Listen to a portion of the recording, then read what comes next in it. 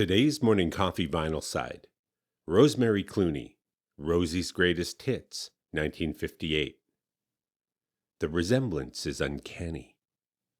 Those eyes, that upper brow, that intense focused gaze staring straight into your soul. To us GenX'ers, Rosemary was the aunt of actor George Clooney that used to be a famous singer.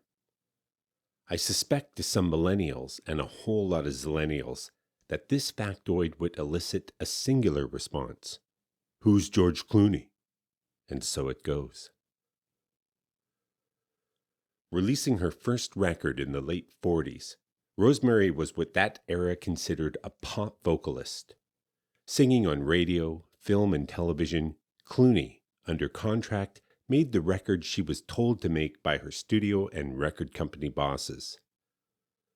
Most famous for her co-starring role alongside Kaye and Bing Crosby in White Christmas, Rosemary had a powerful, clear-toned voice that was capable of singing in any genre. This 1958 album covers her pop hits from that 10-year period before she was squeezed out by the up-and-coming rock and roll singers that would eventually dominate pop music entirely. Unlike many of her generation of singers, Clooney would continue to sing, shifting to jazz where her voice was well suited. She'd also develop and carry with her an addiction to tranquilizers and benzodiazepines, something that dogged many performers of her generation, particularly women. Her political activism was buoyed by a friendship with RFK, and she worked in support of his 1968 presidential campaign. She was there that night at the Ambassador Hotel and heard the fatal shots that took his life.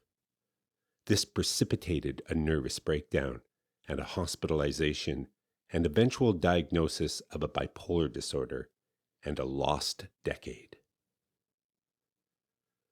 She'd have something of a comeback in the late 70s and continued to act and perform, getting an Emmy nomination for an appearance on the George Clooney starring hospital drama ER. And she'd die of lung cancer in 2002 at the age of 74 after a lifetime of smoking. And these are just the bullet points, and not even half of them, of a fascinating life. I can only imagine what she really experienced as a woman in that era. But wow, what a voice.